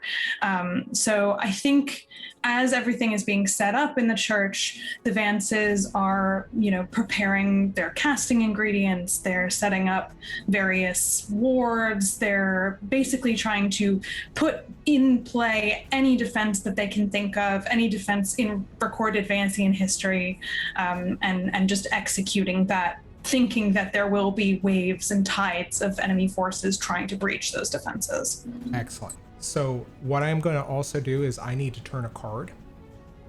We'll see if you guys get a little bit of luck. All right. The Misunderstood Beast. It strengthens green and weakens pale. It is notions, cats, clocks, and wind. Meanings, mistakes, gentleness, friendship, Danger and betrayal. The misunderstood beast is a gentle giant, not a murderous monster. It seeks our friendship, not our flesh. Can we see past its physical nature and ascertain its truth? Will we even try? Snap judgments can result in horrific mistakes. We judge something by its appearance or simply by the initial reaction it churns in our heart. But the real truth of a thing can rarely be ascertained so quickly. This misstep can catch us from either directions. We might judge something ugly as evil when it is not, or we might assume someone pleasant is a friend when they are not. Either way, we are harmed or at least lessened as a result. Something is not what it seems. This could be a concealed threat that will result in betrayal, or it could be something useful that one is ignoring or even avoiding. The turn of this card warns of such mistakes, but the mistake might have already been made, and the misunderstood beast spells out the results of such a mistake. Often this card suggests that one should look for aid from unexpected corners, but warily. In fact, what it really says is if someone looks to be a friend, they are not, and those that seem to be a threat likewise are not. This is hard advice to take, and obviously it is not always true, only when this card is turned. Something perceived as a threat is no threat at all. A terrible danger hides in plain sight, appearing to be something benign or even beautiful. The fearsome need not always be feared. Okay, interesting. I'm gonna just change it to the path so everybody sees the cards we've drawn. Okay, so the next thing that is gonna happen, Allegra, what order do you issue out to the last gasp? I think hearing the report come in from Kieran about what's happening on the perimeter, she'll basically relay that to the last gasp and say, the enemy is reassessing. Be wary of the fact that they may appear to conduct a certain strategy as a feint, and actually use your certainty that that will be the action they take to do something else and pivot quickly. So be prepared for rapid changes out there, but they are coming. Be aware the first tide is upcoming. Excellent. Naharin and Shaya, Zaleska, and the Spider Prince all begin chanting. They all begin performing the ritual of the 4 hearts that will summon the black cube. And that is when all of you feel the current of magic shift. And you realize that the current is being employed here in order to amplify the power of the ritual, which in and of itself is going to begin drawing attention from the enemy. And as if to accentuate your orders, Allegra, or to impress upon everyone the importance, you see a number of broad, stoop-shouldered beasts begin to wander in to the battlefield from the surrounding ruins. At which point, these bestial creatures, very large, very muscular, clambering on all 4s, all of them having this kind of really lank, disgusting looking kind of filth-ridden hair, move forward. And one of them rears back this long neck, very similar to something like a brontosaurus. And you see one of the Arabast load something on the tip of its head, and it launches. It then kind of snaps back with a great degree of force, launching this projectile forward. I need Okris, you need to make your roll. Somebody's been reading Danitopia. Oh, that's fucking amazing. All right. That'll be a 14 plus 1 with 2 6s, and one of those 6s is on the stunt dice. Awesome. You get 6 points. Shout out to the misbehaving maidens. Excellent. So I will tell you this. You guys anticipate pretty quickly that this is artillery. They are bringing in what look like, you realize, are demons from the red that have been employed as beasts of burden. What does this look like as you guys initially dodge the first volley? I think this comes down to we got the orders in time.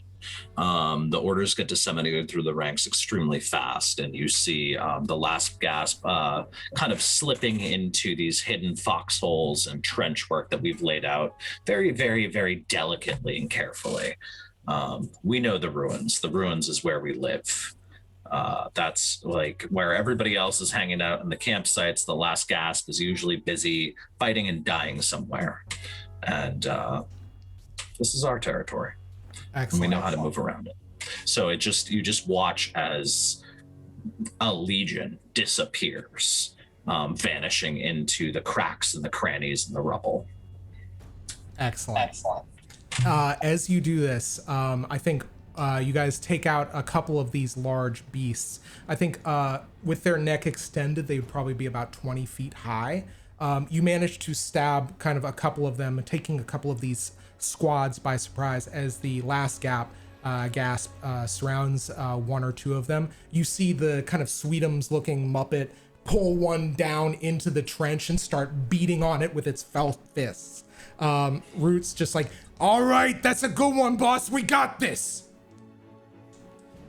I need you to make your next roll. About at this point. All right, just to be clear, that was a 6 on the stun. I don't know. I can't find the table to tell me what that means. Just for the record, let the record show. I'm marking it. Okay. Right. I'm not statistically. This won't be that good. Remember, you're adding 2 to your rolls. Oh, so that was actually 1 higher than whatever I said last time. Yes, statistics caught up. That is a 8, 9 plus 2, so 11. No doubles. Okay, 11, no doubles. You do not meet the target number. So as Root says this, you see his contingent of the last gasp. You see one of these things that they thought that they had just stabbed. It rears back as if in its death throes, and then it throws its own head at the contingent as it lights on fire and impacts with a explosive impact. So one of your contingents is going to take a pretty nasty hit there. On the bright side, I did not stunt. Okay, next roll. So at this point, 20 minutes back and forth between the volleys is happening. Let's roll again.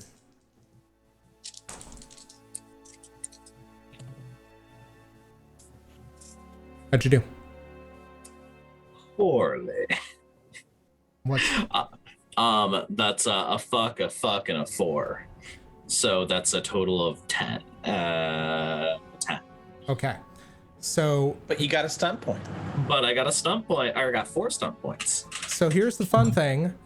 On the bright side, I did not actually manage to hit your target number. So at this point, it's kind of a stalemate. You guys are starting to realize that these things are a lot more complicated, like a lot more lethal than you take for credit.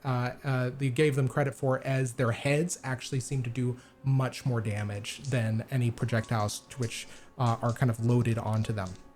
We're gonna roll again. I have a question, Zach. Hit me. If you say does the last gasp kind of use the same card families as I do? Are they Okrises in mind and spirit? I will say that, yes. Cool. Let me ask you this: is your family on the card that I drew? I am in fact. Let me pull up my thing. Let me double check. But yes, you are. Is it still that? We haven't changed it. Notions, clocks, and cats. Yeah. Add 1 to your total. I mean, so it was still 11, which I think didn't change anything. But secondary question: if I were to say force a card onto the Sooth deck that was the sovereign of that, would that affect these rolls? It would. Your Honor. I'd like to use an ability, the final ability that I had not yet got, and I would like to accelerate the current. Excellent. Describe that ability for everybody. All right. So, accelerate the current is one of the abilities of the Herald's Ending forte. I introduce entropy into the current, the major current A of magic, forcing it to accelerate closer to the end of its cycle. When I use this ability, I may replace the effect on the current Sooth card on the Testament of Suns with the card or effect of my choosing. For example, I may replace the current card with my own sovereign or the nemesis of my enemy. I can also specify which spells are weakened by the Sooth card and which are strengthened. This effect works even if the Testament of Suns currently has no cards placed on it. Excellent. And what is that duration? That duration is the depletion is by round. Excellent. So it's a 0 to 1 check each round. Okay. So you are going to add 2 to all of your rolls for this. All right. An additional 2 on top. Right. So, okay, so a total of 4. Total of 5. Actually 4 because you are still outnumbered. Okay, so 4. You're right. And I'm going to specify red, strengthening red and reducing. What? Is there a magic I've seen them use? You have. These are all are using facets of the dark, but these are creatures of the red, so they may be strengthened by red as well. If you would, red. If you would like to strengthen like invisible or something along those lines that's more protective, you can. I'll strengthen blue. Okay. And hope that carries on until the next until my compatriots connect. Cool. I'll strengthen blue and weaken. You know what? Fuck it. I'll weaken red. Okay. Cool. Excellent. Fuck me, right? All right. All right. So I'm adding +5 to this. So yeah, I think basically Okris just literally just smashes a hole in reality with clarity, their sledgehammer, and you just watch as the current, like you can kind of see it's a little bit messy as the current of magic that shouldn't really be visible begins splintering across the sky. Excellent. All right. Ooh, how'd you do? So good. It's a 4, 5, 6. So that's a 20. Okay. No doubles, but so you still beat. Let me see. You still beat me with 19. I did, however, double, which means I did stunt. So I got 5 stunt points to your total 6. Okay? All right, but you still win this engagement. I think at this point, the dead and the Gilded Ruins have stepped in to assist the last gasp. They are bringing in their kind of trench know-how to stab out at these what are called embossed. To take them down, fighting amongst these squads of Erebas that are flanking them. So we're gonna roll again, see how we do. Ready? I mean, no, but actually yes, but actually no. Okay. How'd you do? 15, double 2s, and a 6 on the stunt dice. Okay. So I didn't hit your target number. But here's the thing. You have gotten within 5 points of the crisis point. So now what is going to happen is we are going to have an encounter in which whoever wants to within the PCs can participate. And I need to change the music.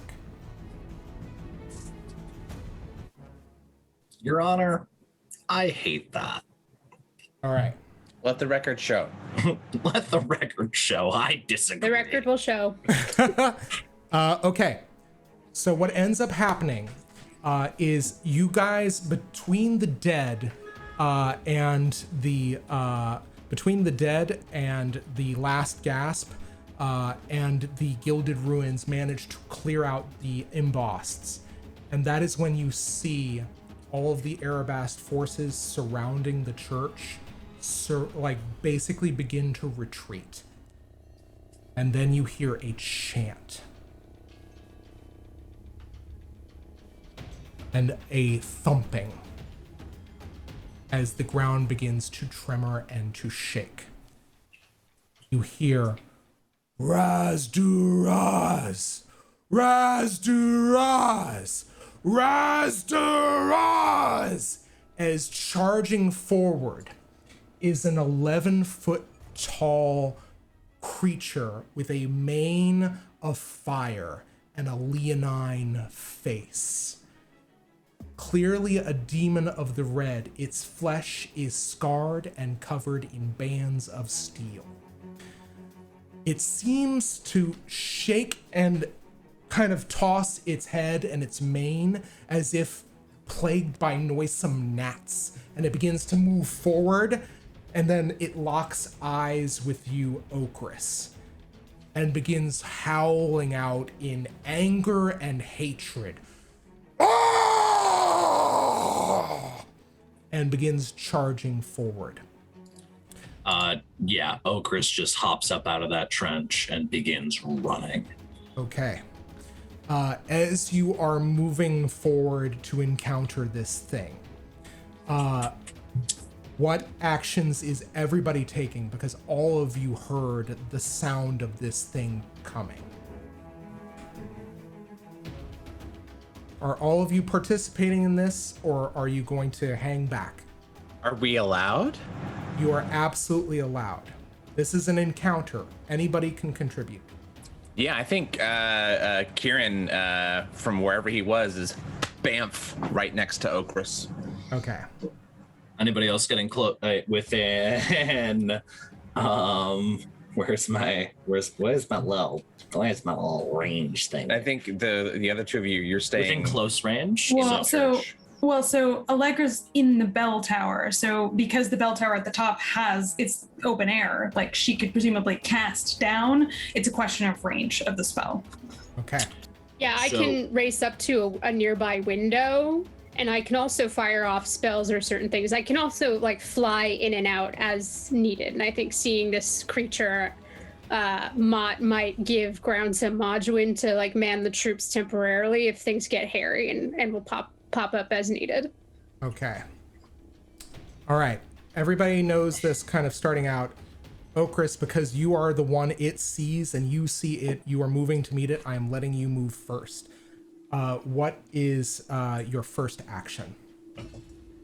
If Okris sees the rook pop his grubby little, the tailor, pop his grubby little tailor ass into existence near them, they're going to cast Crescendo. That's as they're running. Okay. Targeting both the tailor and Okris.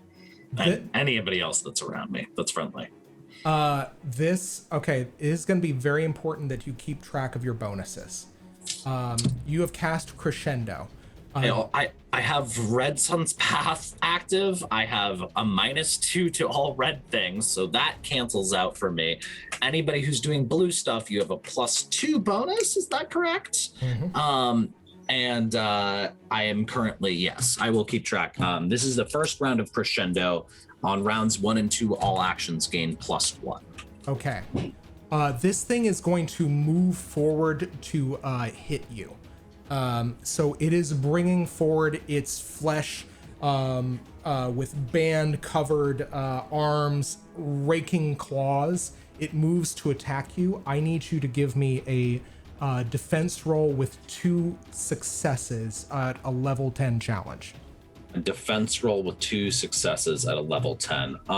So dodge. Dodge, thank you. So I have to put a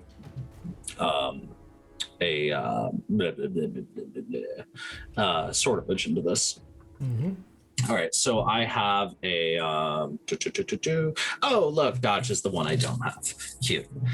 So I will be rolling 2 dice. My sortilege dice is somewhere over the rainbow. It's around here somewhere. Oh well. My sortilege dice is the non-clear one.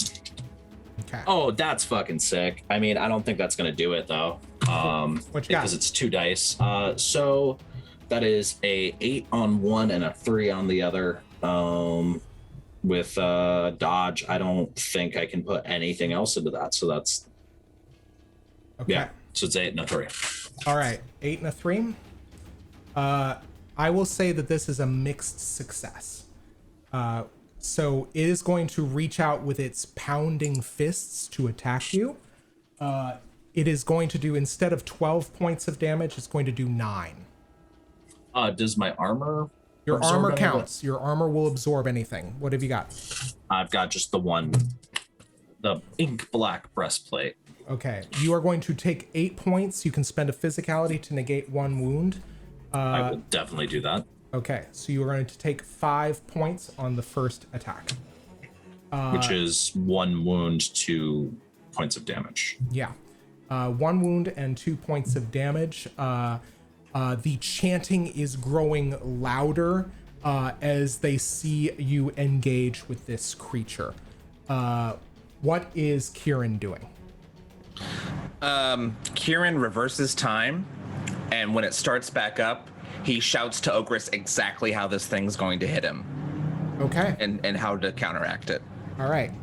So I will tell you this. You are going to get +2 to the next roll. All right. As once again, it moves forward to bring the pounding fist down on you. Okay. I reverse time, so I didn't spend the sortilege, right? Well, Correct. let me ask you this: would this undo crescendo as well? Oh, it did undo crescendo. Like it's 3 rounds worth. So basically, like I reverse time and it's Kieran Okay. shows up. Then I will do. Okay, that's important information. All right. Instead of doing crescendo, then if this thing is hitting that hard, I will be doing my bullshit. And that bullshit is just giving myself lots of armor. Okay. I'm gonna dump so much. Let's see. I'm gonna dump so much the end is near. Okris runs forward, and you see the ground around us, the damaged rubble begin to crumble and shatter and break. And with each footstep of their boots, the earth starts to crack. Enemies start to wilt and falter as Okris draws so much life and reality out of everything around them that I'm slamming. I think I'm just gonna slam max. I've got a fuck ton of sorcery. I'm gonna slam the max amount I can using my secret divine ability, which I can increase the level of ability up to 17. Mm-hmm. I'm gonna do 16, level 16. The end is near. That means that that is 8. So I will be gaining 9 armor. And enemies within near range of me take 9 damage per round. Excellent. Okay, so what is the level of that ability? Is what? Is 16? 16. Okay. You said, and how many damage total? 9 damage. Okay. And just to be clear, that's enemies. Any enemy within near range of me takes 9 damage per round. Okay, excellent. All of the, and I will say with 16, it's going to get through Razdaraz's defenses. So basically, he's going to take almost a full wound of damage. The Arabast surrounding him and the embossed all begin to wilt and falter as he kind of like gets taken aback by the amount of spellcraft you've just employed, and he looks at you, and as this spell is leeching reality out of him and damaging him, he's gonna look at you and he says, "Finally, something worth ripping apart," and is going to again hit you with the pounding fists. I need you to make that same 10 defense roll. With a +2. Yeah. And I'm already spending a sortilege, so I can't do anything else to that. Yeah. It doesn't work. It's a 7 and a 4. Okay. So I think what happens is he brings the pounding fist down and you catch it. As this kind of like, I think there's this struggle between this massive creature and this, what seems to be like this slight figure now encased in the armor of reality. Okris is 5'7", just to be very clear. Like, very small. Like, big energy, small body. Yeah. And I think you just hear that from outside of that leonine maw, a roar of, "Oh, yes!" and is beginning to prepare for the next attack. Everett and Allegra, do you guys take any attacks during this or any actions during this? Yes, I think seeing that from the window, Mott just gives one frantic nod to Majwin to hold the door just in case anything happens, and flies right through. How far away is our little demon buddy? How far away are you, Okris? I was in the church. Okris was like a ways out, in the sense that like the last gasp was basically like we were forming a pretty big buffer zone. Okay. I think this would be long range at the lowest. Mm-hmm. I have a flight speed though, so DM, could I get there? I'll say you can get there. What do you want to do? I fly right up to this demonic face, and just as the mask is twisting, and I think the mask is almost like undulating, trying to get the features of this alien demonic creature, but I put the swirling void of my eye sockets right up against it, and I just go, "Why don't you run on home, little demon? Here there'll be real monsters." And I cast a spell I've been wanting to for a while. I cast a Gliophobia. Okay. I make a close creature so afraid of pain of any kind that it will act only to avoid that pain to the point of mania. This likely means fleeing from battle. And then the rest of this text also cracks me up, but also avoiding high places, fire, sharp edges, and emotional commitments. Before you do that, I need you to make me a resistance roll. Yes, I can do that. And why don't I pop one of the many enhancements I got going for me still? All right. Do you have like 70? I have 24 remaining. You are just that. Oh. Your challenge is 8. Okay, I'm popping that into my sortilege, so I'm rolling 2 dice on this handily.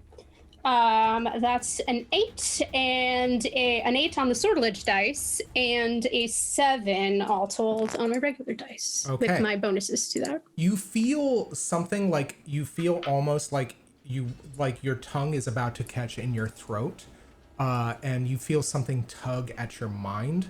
But it gives way, and you manage to cast this spell.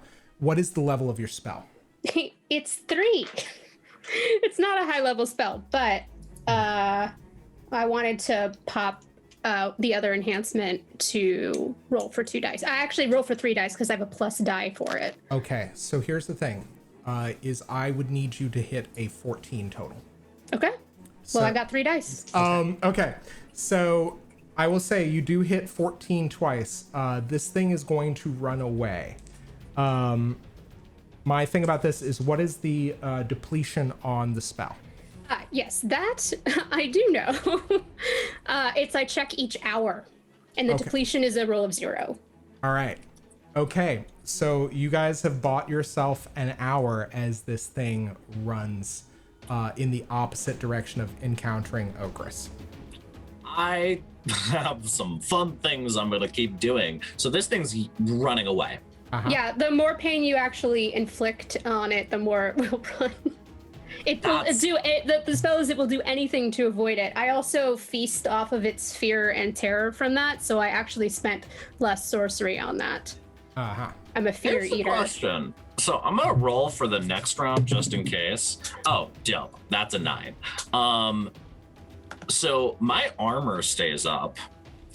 I used my remaining acumen and my remaining crux to take the fun abilities of murder magic. And murder magic, the thing I accelerate the current and Telestic Strike. How many Arabast are gonna die from my armor? I think that whatever squads are surrounding you, I'd say there's probably 2 or 3 at this point, are beginning to wilt and falter. Cool. I get sorcery equal to their level. Okay. You can just go beyond your max. I don't think so. Okay. You it says you regain. Got it.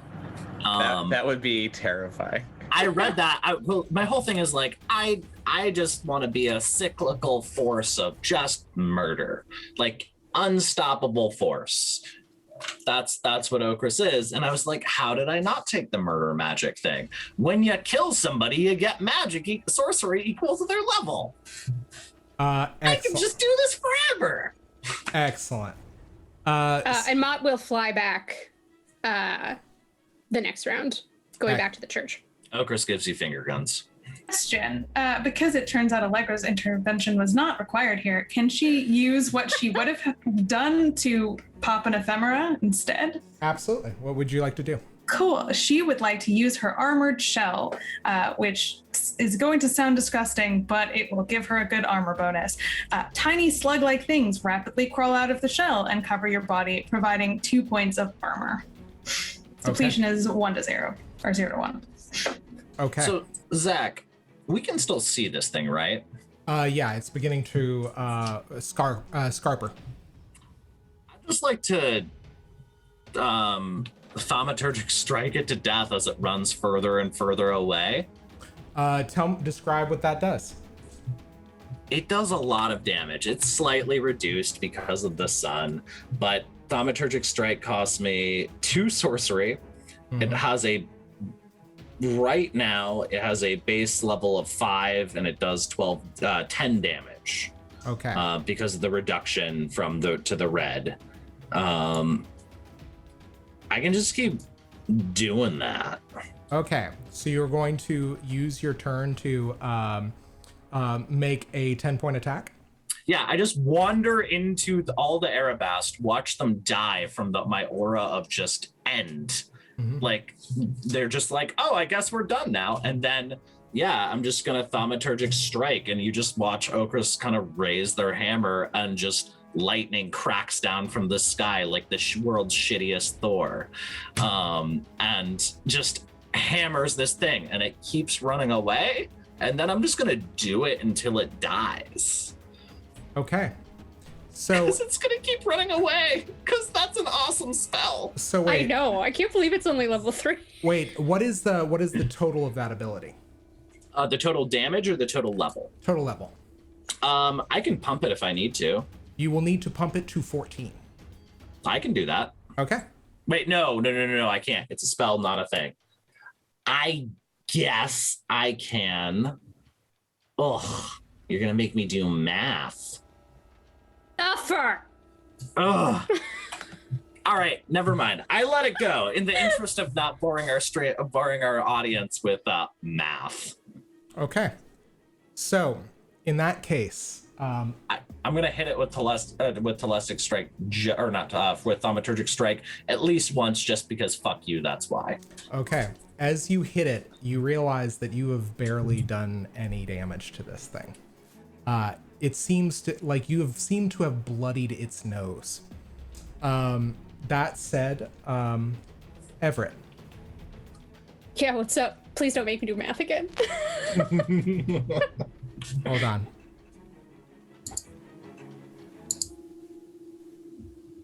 Right. Everett, you hear a voice Ooh. in your head.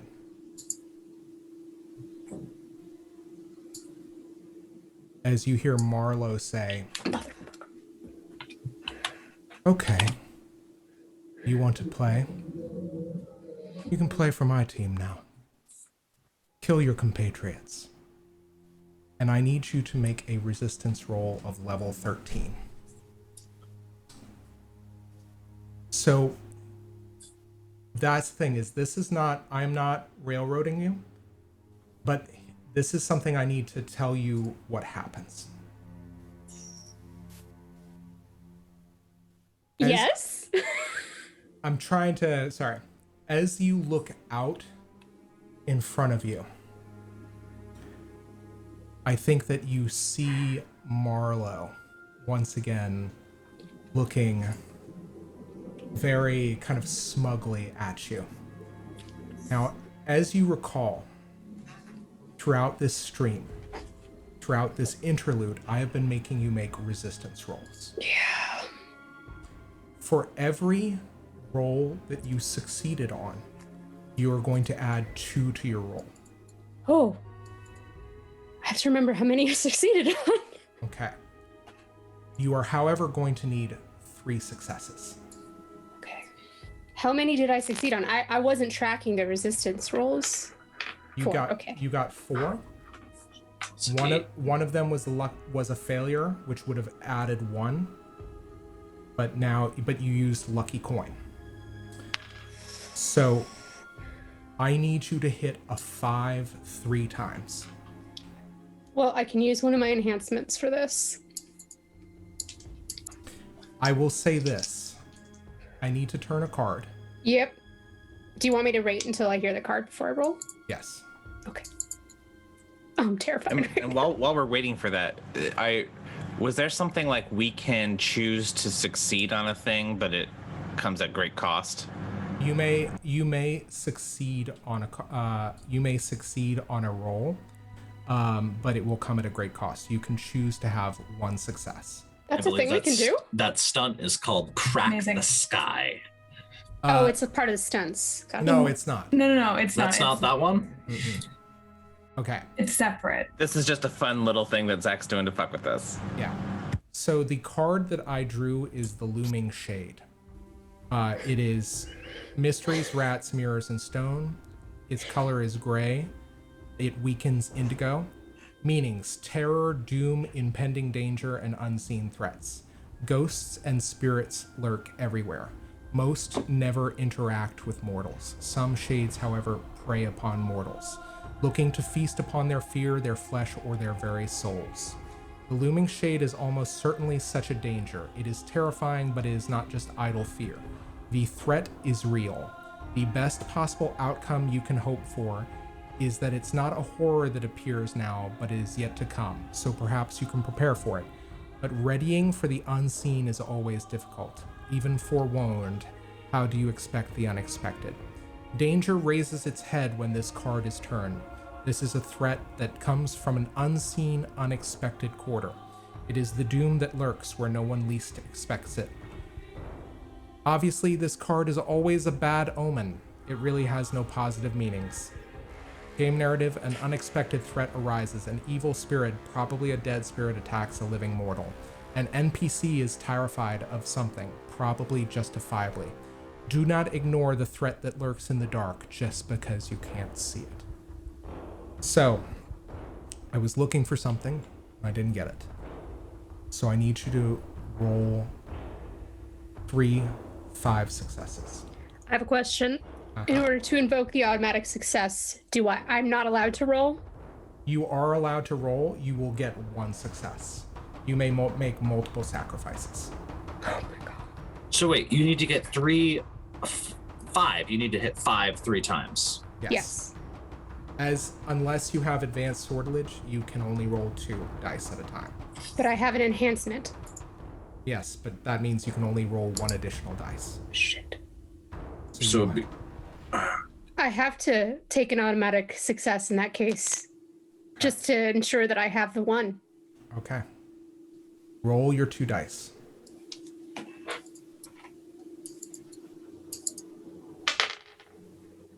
All right, 7 on 1. Okay. Um, 6. No, wait, I'm looking at it upside down. 9. Okay. All right. But I'm dead. It's fine. Everett. Just hit me with it, DM. Okay. Maduin has run out behind you. And you realize that Maduin can see exactly what you see. And he begins sprinting forward.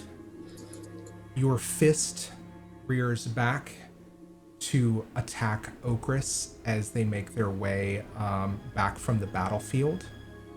But instead, you feel the grip of Madwyn on your shoulder, and reflexively, you cannot help but strike him.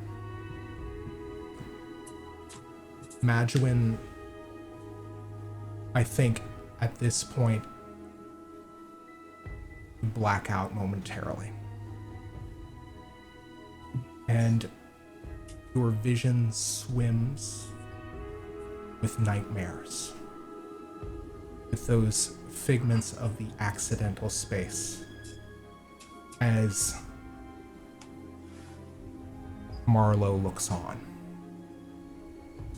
And then a flash of color in the corner of your vision.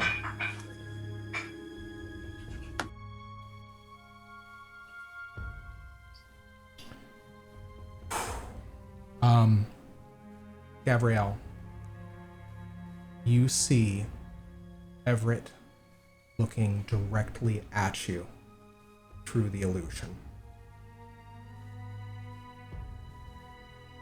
And as your mind was about to slip into darkness to further hurt your compatriots, to kill more of your friends, you begin seeing scenes from a life unled.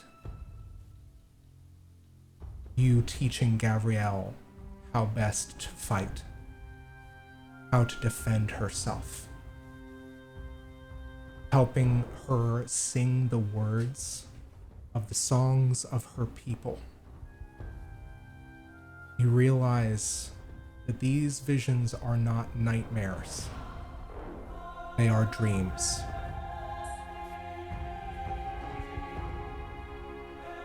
And as Shia looks on from the entrance of the nave, through the entrance, her mouth aghast but unable to stop chanting, you make eye contact with her.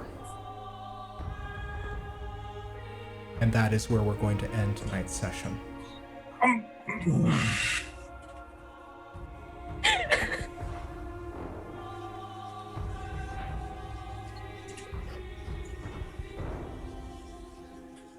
I'm good. That's great. I'm fine. Somebody else do their outro. Okay. Guys, I think that this is one of these things where this is a lot of intensity. We're not going to do character recaps this week. We're going to do this offline. So what I'm going to do is we're going to just do shout outs and plugs instead. And if anybody decides that we don't need to do that, we can also end early. You guys just let me know.